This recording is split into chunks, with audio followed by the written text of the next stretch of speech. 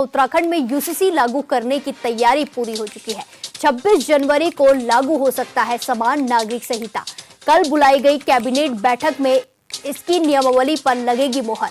UCC लागू करने वाला देश का पहला राज्य बनेगा उत्तराखंड। ये बड़ी खबर आपको बता रहे हैं, जहां यूसीसी लागू करने की तैयारी पूरी हो चुकी है। 26 जनवरी को लागू हो सकता है समान नागरिक संहिता। यूसीसी लागू हो सकता है। कल बुलाई गई है कैबिनेट की बैठक। इस बैठक में इसकी नियमावली पर मुहर लग सकती है। यूसीसी लागू करने वाला देश का पहला राज्य बनेगा उत्तराखंड। इस वक्त की बड़ी खबर सामने आ रही है, जहां यूसीसी लागू करने की तैयारी पूरी हो चुकी है। 26 जनवरी को लागू हो सकता है समान नागरिक संहिता। कल बुलाई गई है कैबिनेट की बैठक। कैबिनेट की बैठक में इसकी नियमावली पर मुहर लगेगी। यूसीसी लागू करने वाला देश का पहला राज्य बनेगा उत्तराखंड।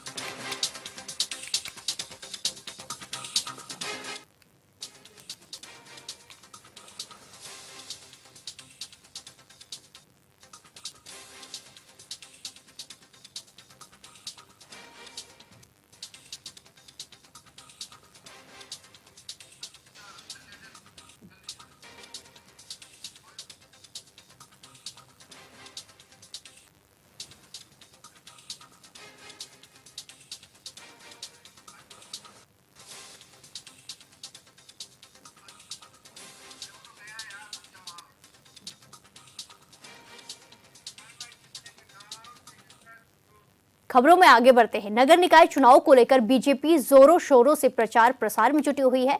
वहीं मुख्यमंत्री पुष्कर सिंह धामी भी प्रत्याशियों के वोट के लिए जमकर प्रचार प्रसार कर रहे हैं। इसी के चलते सीएम धामी खटीमा पहुंचे, जहां सीएम धामी ने खटीमा से पहले तो रोड शो किया, तो साथ ही बीजेपी प्रत्याशी रमेश चंद्र जोशी के पक्ष में जनता को संबोधित भी किया। साथ ही जनता से बीजेपी प्रत्याशी के पक्ष में वोट की अपील भी की। वहीं इस मौके पर सीएम के साथ भारी संख्या में बीजेपी कार्यकर्ता मौजूद रहे।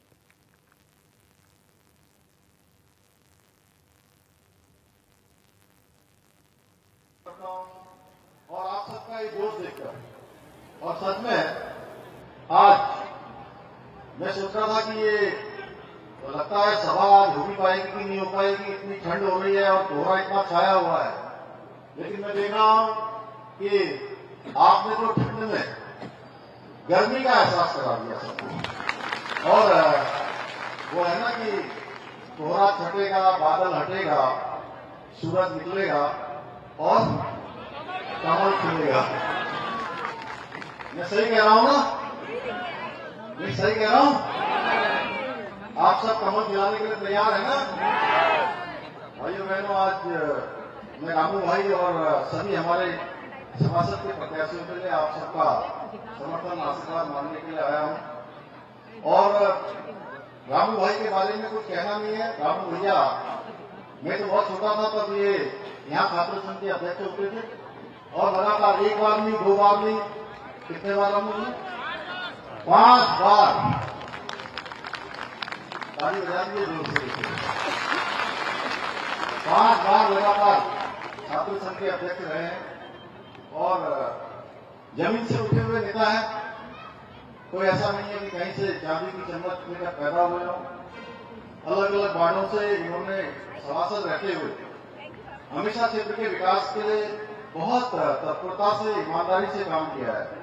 हर एक व्यक्ति को जानते हैं और सच में खटीमा क्षेत्र में एक ऐसे चेयरमैन की आवश्यकता थी कि जो खटीमा को साफ कर सके, खटीमा को अच्छा नगर क्षेत्र बना सके। और हमने इसीलिए इस बार इस नगर पालिका क्षेत्र का विस्तार किया, क्योंकि बड़ी नगर पालिका होगी तो ज्यादा विकास के काम हो पाएंगे, ज्यादा योजनाएं आ पाएंगी, भारत सरकार की योजना आ पाएंगी, राज्य सरकार की योजना आ पाएंगी, नाबार्ड की योजना आ पाएंगी, एशियन डेवलपमेंट बैंक की योजना आ पाएंगी। बहुत सारे काम इस शहर में होना है। वहीं बहुत सारे कामों को आगे बढ़ाना है। उसके लिए अच्छा चेयरमैन भी चाहिए और ऐसा चेयरमैन चाहिए जो सरकार के साथ भी ठीक प्रकार से कदम ताल कर सके। यानी कि जो योजनाएं हम भेजे हैं वो योजनाएं सीधे धरातल पर उतरे। बहुत सारे कामों को यहाँ आगे बढ़ाना है।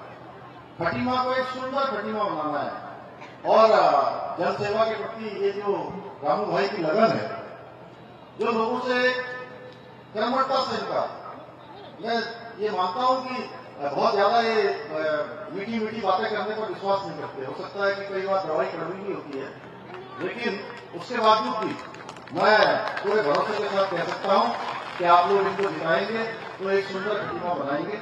और इन्होंने जितनी बातें यहाँ से करी हैं, जितनी बातें इन्होंने करी हैं, और मेरे मन में भी बड़ी इच्छा रहती है कि मैं खटीमा के लिए कुछ न कुछ काम करता रहूं। ये बात आप लोगों से मुझे कहना नहीं है, क्योंकि आप लोग देखते हो, मैं अगर कह रहा हूँ यहाँ पर खटीमा में तो अनेक काम पिछले 12 सालों में 14 सालों में यहाँ संपन्न हुए हैं, और आज हमारा खटीमा बहुत सारे मामलों में बहुत आगे है। विवेक जी, इतने सारे इंस्टीट्यूशन आप जहाँ रहते हो पल्टन रुद्रपुर, वहां भी नहीं जितने हमारे खटीमा, काफी सारे, मतलब सभी चीज, शिक्षा के क्षेत्र में, स्वास्थ्य के क्षेत्र में, लेकिन अभी भी बहुत काम करना है और बहुत कामों को आगे बढ़ाना है। अभी एक नालियों की बात कर रहे थे, सड़कों की बात कर रहे थे, यहाँ सीवर की लाइनें अभी नहीं है, मैं जानता हूँ अच्छे से, भूमिगत केबल लाइनें होनी है। बहुत सारी जगह पर हमारी गलियां बहुत कम हो गई, यहाँ ड्रेनेज का अच्छा सिस्टम नहीं है पहले से, क्योंकि पहले यहाँ मकान इतने नहीं थे, अचानक मकान बन गए, जिसके कारण से मैं देखता हूँ पूरा हमारा क्षेत्र, पूरा हमारा ये सितारगंज रोड वाला क्षेत्र, आसपास का क्षेत्र, भूड़ मोहलिया का क्षेत्र, सारा क्षेत्र जलमग्न हो जाता है। और अब तो बरसात के दिनों में ये जो हमारा राजीव नगर वाला क्षेत्र है, ये भी पूरा बन जाता है। कई बार हमारे अटल सिनेमा जी बैठे वो जो है, वहाँ जो है बहुत पानी बढ़ता था, जिनके यहाँ जाते थे पहले सब, तो उसके घर में भी पानी घुस गया था, मैं गया था। और महेंद्र ठाकुर जी के वहाँ होटल में घुस गया पानी, वेस्ट में। तो ऐसे सभी समस्याओं के बारे में मुझे बहुत अच्छी तरह से यहाँ के बारे में जानकारी है। अच्छा होगा आप सब लोग एक तरफा रामू भाई को जिता देंगे, तो मैं आप इनकी जीत की गारंटी दीजिए, और यहाँ के विकास की गारंटी के साथ तो मैं हुई हूँ आपका, आप लोगों के साथ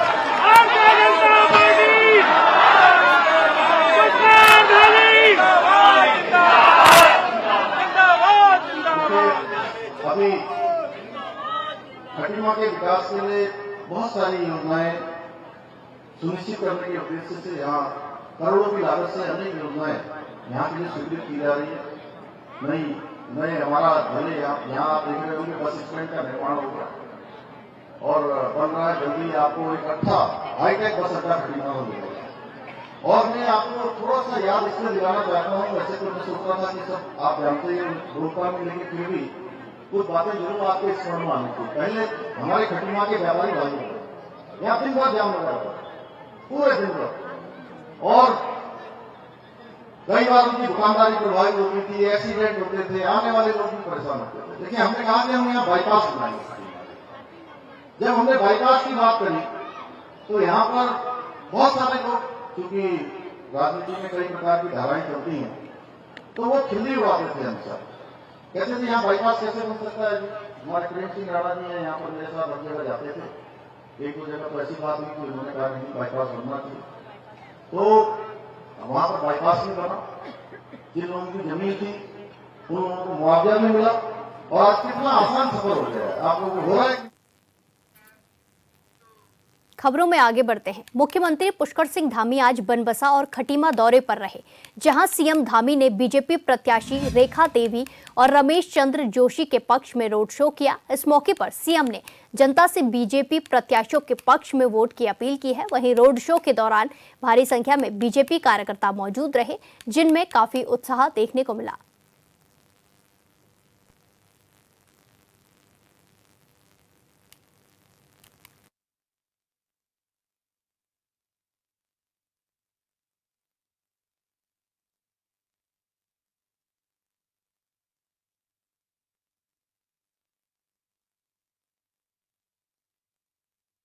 और खटीमा पहुंचे हैं। ये तस्वीरें आपको बनबसा की और खटीमा की दिखा रहे हैं, जहां सीएम धामी ने रोड शो किया है, बीजेपी प्रत्याशी के पक्ष में रोड शो किया है। बनबसा और खटीमा सीएम धामी पहुंचे हैं। निकाय चुनाव को लेकर जोरों शोरों से प्रचार चल रहा है, जहां सीएम धामी लगातार ताबड़तोड़ रैलियां कर रहे हैं, रोड शो कर रहे हैं और जनता को संबोधित कर रहे हैं और इसी के साथ जनता से वोट की अपील कर रहे हैं। बीजेपी प्रत्याशी के पक्ष में जनता को संबोधित कर रहे हैं, प्रचार कर रहे हैं और रोड शो कर रहे हैं।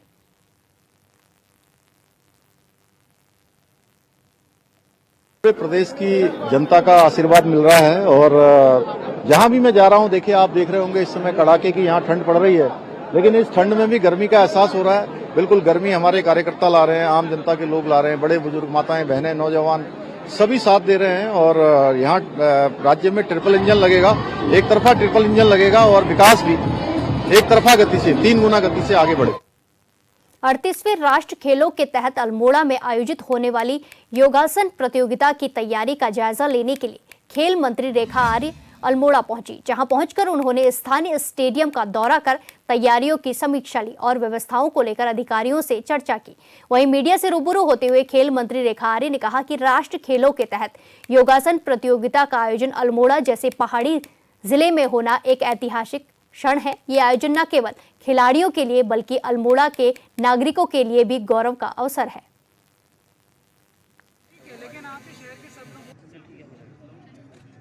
थर्टीएथ नेशनल गेम की शुरुआत 28 जनवरी से माननीय प्रधानमंत्री जी के कर कमलों से देहरादून में इसका शुभारंभ होने जा रहा है।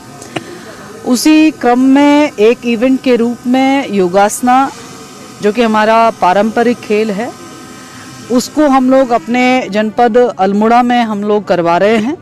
आज उसी की तैयारी और उसी की समीक्षा करने में यहाँ पर पहुँची हूँ, जिसकी तैयारियों का स्वरूप जो है वह काफ़ी हद तक तैयारी की ओर अग्रसर है। निश्चित रूप से मैं समझती हूँ कि योगासना का अपने जनपद और खासकर पहाड़ी जनपद अल्मोड़ा में किया जाना हर योगासना करने वाले व्यक्ति के लिए भी और हमारे जो सभी खिलाड़ीगण जो अन्य प्रदेशों से आएंगे उनके लिए भी और हमारे अल्मोड़ा के बच्चों के लिए भी बहुत ही ऐतिहासिक दिन होगा, क्योंकि मैं समझती हूँ कि यहाँ के वातावरण में अपने आप में एक स्वाभाविक रूप से जो है योगा की सारी क्रियाएं या क्रम जो है वो बनती हैं। तो मैं अल्मोड़ा के लिए ये विशेष रूप से सबको बधाई दूंगी कि अपना योगासना इवेंट होने से निश्चित रूप से राष्ट्रीय खेलों से पूरा अल्मोड़ा जो है यहाँ पर जुड़ने का काम करेगा।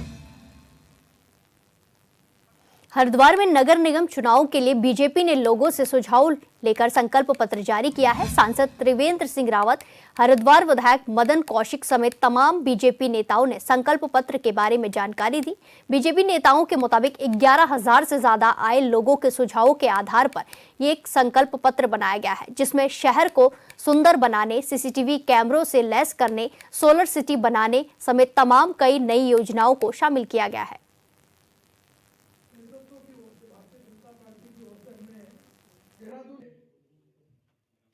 देखिए, भारतीय जनता पार्टी हमेशा अपने पब्लिक से और कार्यकर्ताओं से हमेशा राय लेती है। भारतीय जनता पार्टी एक जीवंत संगठन है और आम आदमी पर विश्वास करती है, उसके सुझावों पर विश्वास करती है। तो आपने देखा कि चाहे लोकसभा हो, चाहे विधानसभा हो, चाहे निकाय के चुनाव हो रहे हैं, सब जगह हमने आम लोगों से राय लेने का एक फैसला लिया है और हम उनसे राय लेते हैं। आपने देखा होगा कि जब स्टेट का बजट सेशन था तो बजट से पहले भी लोगों से चर्चा की गई। संसद में भी, दिल्ली में भी इस तरह का ये अपनाया गया और जो संकल्प पत्र घोषित किया गया वो तमाम पब्लिक के जो सुझाव आए उनमें से इसको संकलित करके और उसको एक लघु स्वरूप दे करके उसको संकल्प पत्र के रूप में लिया गया है। और मुझे विश्वास है कि पिछले 5 सालों में, अब तो 6 साल कहना चाहूँगा, नगर निगम हरिद्वार में जिस तरह का सन्नाटा था, जिस तरह का मौन था, वो मौन टूटेगा, वो सन्नाटा टूटेगा, वो अंधेरा छटेगा और हरिद्वार के विकास के लिए जो हमारी प्रत्याशी हैं किरण जैसल जी और उनकी पूरी टीम, हम भी उसमें शामिल हैं, सब हरिद्वार का विकास।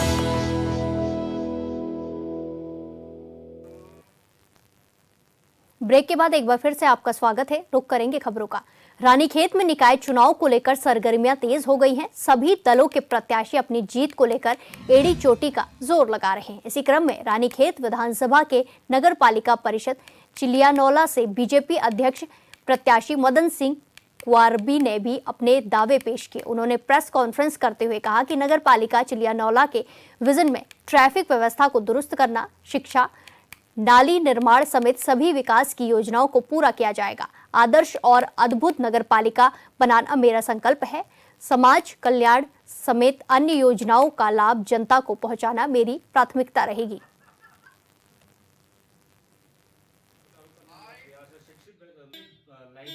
करते हुए मैं जो आज मेरा संकल्प पत्र है, आज मेरा जो चिलियानौला के लिए विजन है, चाहे वो पेयजल की समस्या के संबंध में हो, शिक्षा के संबंध में, यातायात की सुरक्षा की, श्रम सुरक्षा और वयोवृद्ध जो हमारे नागरिक सुरक्षा है उसके विषय में है, सफाई की जो उचित व्यवस्था हो वो यहाँ पर हो, भूमि हस्तांतरण के कई मामले हैं जो आज लीज रिन्यूअल नहीं हो पा रही है, कई चीजें नजूल भूमि के मामले हैं, और सौंदर्यीकरण, क्योंकि पर्यटन क्षेत्र में भी मैं चिलियानौला का, क्योंकि पर्यटन नगरी है, उसको भी पर्यटन के रूप में भी उसमें काम करूं, और विद्युत आपूर्ति, जो कि बिजली की काफी चीजें यहाँ पे जो कि समस्या है, कई दफे छोटी छोटी बारिश और हल्की बूंदाबांदी में भी यहाँ पे लाइट चली जाती है, तो उसके लिए एक सब स्टेशन वगैरह और इस बिजली आपूर्ति को कैसे ठीक करूं, जो कि मेरे द्वारा पूर्व में भी प्रयास किया गया था कि एक कंपोजिट प्लान चिलियानौला का बन के तैयार हुआ है, उसको इम्प्लीमेंट करूं।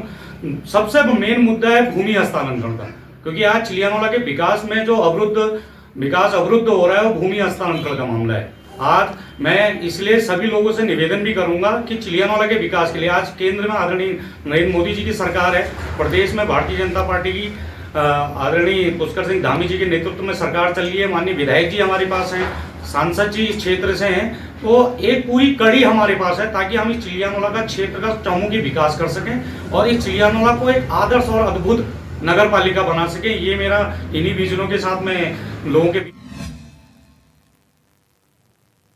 कांग्रेस के प्रदेश प्रवक्ता शीशपाल सिंह बिष्ट और भगवानपुर से कांग्रेस विधायक ममता राकेश के नेतृत्व में प्रतिनिधि मंडल ने राज्य निर्वाचन आयोग से मुलाकात की।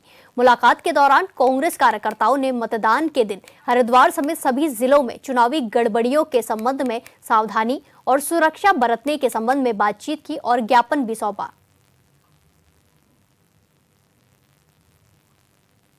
कांग्रेस प्रतिनिधि मंडल ने आज राज्य चुनाव आयुक्त से मुलाकात की। प्रतिनिधि मंडल में भगवानपुर विधायक ममता राकेश जी भी थी। प्रतिनिधि मंडल ने राज्य चुनाव आयुक्त से मुलाकात करते हुए कहा कि 23 जनवरी को कई क्षेत्रों से गड़बड़ी की संभावनाओं के समाचार आ रहे हैं। गड़बड़ी ना हो, चुनाव पारदर्शी और निष्पक्ष तरीके से संपन्न हो, इसके लिए चुनाव आयोग को मतदान से लेकर मतगणना तक पूरी प्रक्रिया वीडियोग्राफी की निगरानी में करानी चाहिए और जिस तरीके से भगवानपुर में राशन डीलर द्वारा लोगों के आईडी जमा कराए जा रहे हैं, अन्य क्षेत्रों में भी कराए जा रहे होंगे, इससे जो है लोगों को मन मुताबिक मतदान के लिए बाधित किया जा सकता है। इस प्रकार के जो प्रकरण है उनकी भी जांच कराई जाए और मतदान निष्पक्ष तरीके से संपन्न हो, ये व्यवस्था सुनिश्चित की जाए। और जिस तरीके से कांग्रेस के प्रदेश अध्यक्ष करण महाराज ने आशंका व्यक्त की है कि चुनाव ड्यूटी में लगे मतदान कर्मियों का कई जगह से शिकायत आ रही कि मतदान की व्यवस्था नहीं है, मतदान की व्यवस्था बनाई जाए, वो अपने मताधिकार का प्रयोग कर सकें, ये चुनाव आयुक्त की ड्यूटी है। माननीय चुनाव आयुक्त ने सभी सुझावों और शिकायतों का संज्ञान लिया और कार्रवाई का। देहरादून में पुलिस महानिदेशक दीपम सेठ ने 38वें राष्ट्रीय खेलों के आयोजन की तैयारी को लेकर वीडियो कॉन्फ्रेंसिंग के जरिए एक उच्च स्तरीय समीक्षा गोष्ठी का आयोजन किया, जिसमें गढ़वाल और कुमाऊं परिक्षेत्र समेत तमाम जिले के प्रभारी और संबंधित इवेंट मैनेजमेंट एजेंसियां मौजूद रही। इस दौरान पुलिस महानिदेशक ने सभी को सजग और सतर्क रहकर अपना काम करने के निर्देश दिए हैं।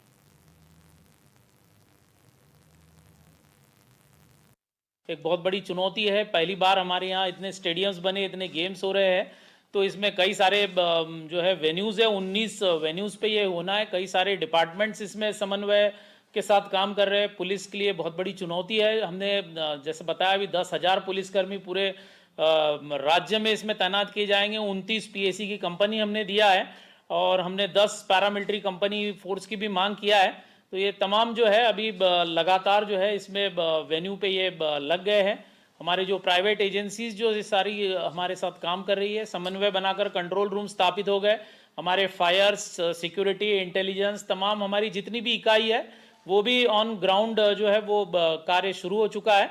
तो हम ये चाहते हैं कि खिलाड़ियों की सुरक्षा जो है, खासकर महिला खिलाड़ियों की सुरक्षा हो, या पूरा जब से खिलाड़ी यहाँ से आता है उत्तराखंड में, जब तक डी बोर्ड होता है, चाहे रेलवे स्टेशन पे हो चाहे एयरपोर्ट हो, तब से लेके जब तक वो खेल वेन्यू पे होना है और यहाँ से वापसी जाए, तो एक बेहतरीन आयोजन यहाँ पर हो, ताकि उत्तराखंड जो है इसमें सिक्योरिटी के मामले में हम लोग जो है कहीं कोई कमी न रहे। तो हम लोग इसमें पूरी एहतियातन जो है आज एक पुलिस मुख्यालय में माननीय पुलिस महानिदेशक द्वारा जो है विस्तृत दिशा निर्देश समस्त हमारे जो वरिष्ठ पुलिस अधीक्षक है इनको दिए गए, और सारी टीम हमारी समन्वय से कार्य कर रही है इसमें।